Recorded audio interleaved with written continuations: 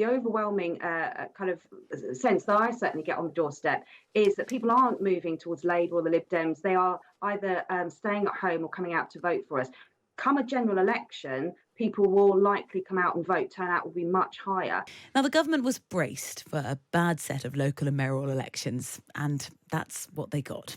The Conservatives lost almost 500 council seats across England, lost the by-election in Blackpool South and Andy Street's mayoralty in the West Midlands. Well, the former Home Secretary, Suella Braverman, says the party needs to move to the right or risk being wiped out at the general election. Andy Street says the party should avoid that drift. How should the party respond to the weekend's results? The Prime Minister is claiming that the country's heading towards a hung parliament. He's conceded then, has he not, that the Tories are going to lose?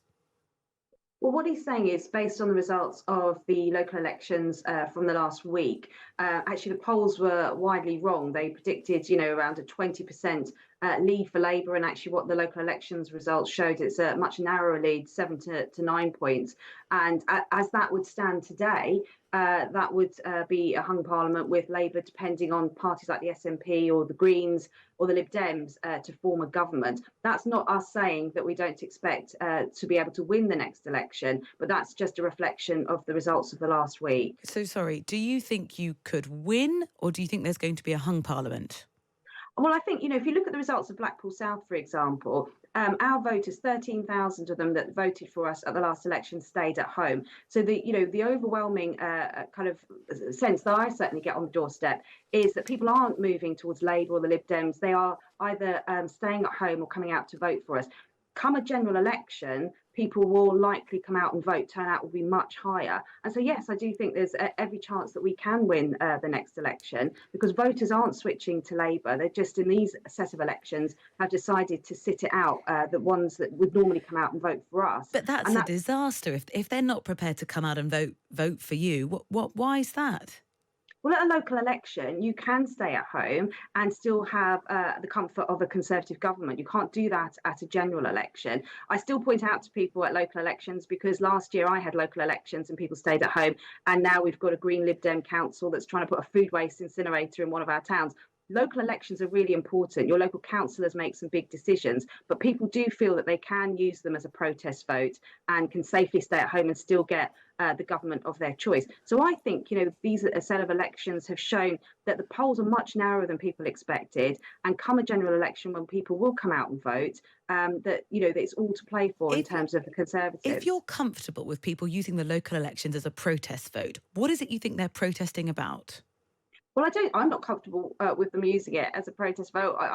We've seen locally the implications of having other parties in control of our local councils. We've got high council tax and poor services. But people do feel that they can use that. That's what they're saying to me on the doorstep, that they weren't coming out to vote. That has changed slightly for us locally. We won a by-election a few months ago because people wanted a change within the first year of a new administration. So.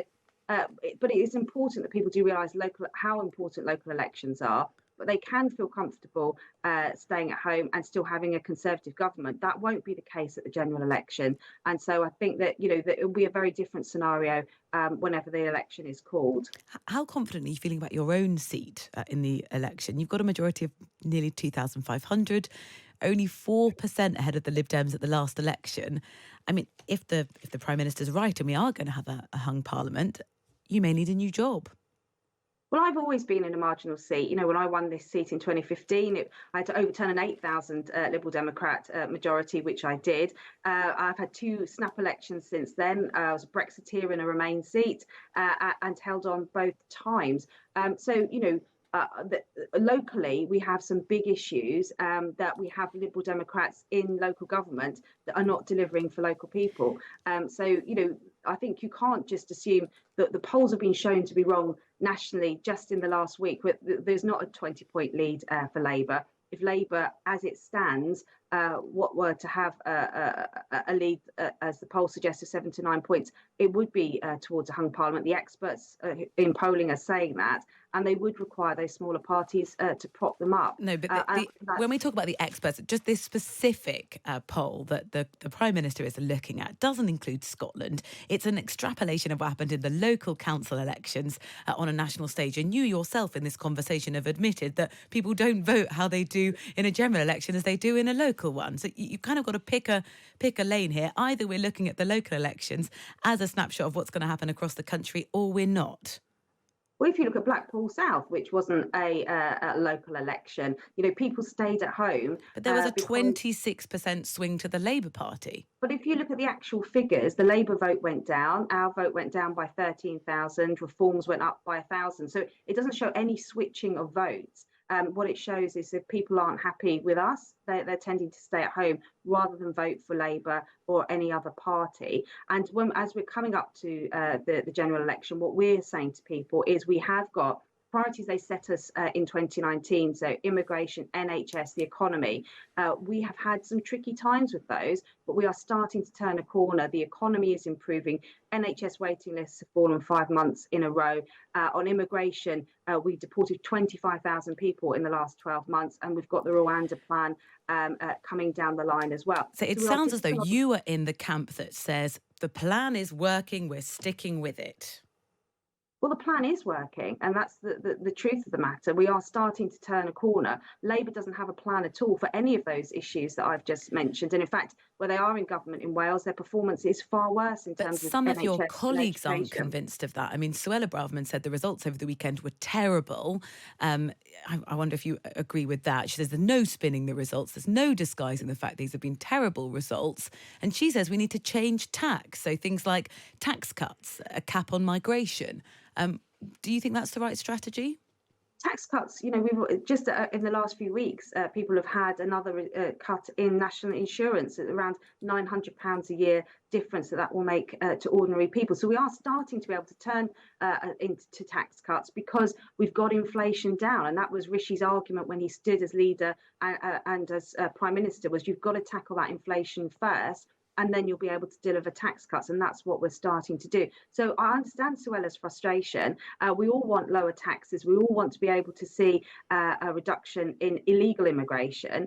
And we're starting to do that. So what I would say is rather than do as Labour do and develop a new plan or any plan each day, we've got to deliver on those promises of tackling immigration, getting our NHS waiting list down, and delivering on the economy. And we're starting to do that. And once people feel that in their pockets, come an election, they will have a choice to make. Do they want Keir Starmer as Prime Minister, potentially propped up by the SNP and the Liberal Democrats, or do they want Rishi Sunak, who is delivering on the things that are the most important to them, certainly what I'm hearing on the doorstep? I think the Conservatives have got to choose. Are they going to be this united party that fights this election together, or are we seeing, it's your colleagues, Maria, Suella Braverman, to sort of, as we've already discussed, who are saying, well, we need a different strategy going forward. You don't seem to be decided even as one unit as to what to do next.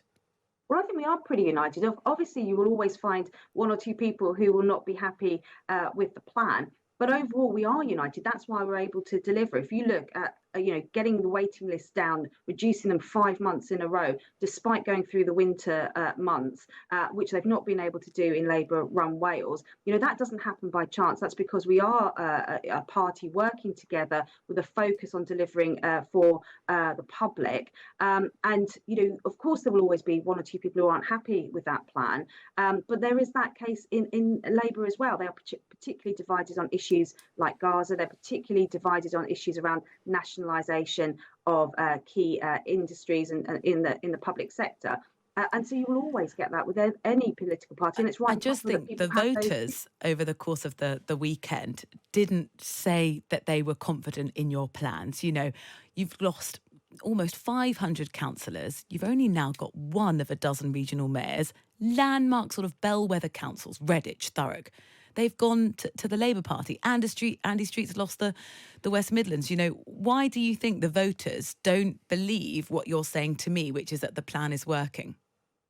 Well, what I would say is when we won those seats, the last time round, that was a peak for us. So they were always going to be a difficult set of elections. But if you look at the margin there, Andy Street lost by 0.8%. It was a very close race in what was he was predicted to lose from the pollsters. If you look at Susan Hall, she was predicted to lose by 20%, and in fact the margin was much closer. Labour threw the kitchen sink at Harlow, and it stayed in Conservative control. There is, the police crime commissioners, for example, we won 19 out of the 33. So in some areas we have done well at these elections, but of course they're difficult. Of course we're sad to lose local councillors, but it does show that we need to deliver on the plan. Immigration, NHS, the economy, they're the three key things that every doorstep that I knock on are telling me that is important to them. And so we have to deliver on those promises, and so that people feel the change, not just know that we're making progress, but they feel the difference for themselves. Labour don't have a plan for any of those areas, and that will be the decision people have to make come the general election. And they would clearly contest that. But for now, Health Minister Maria Caulfield, thank you very much for your time.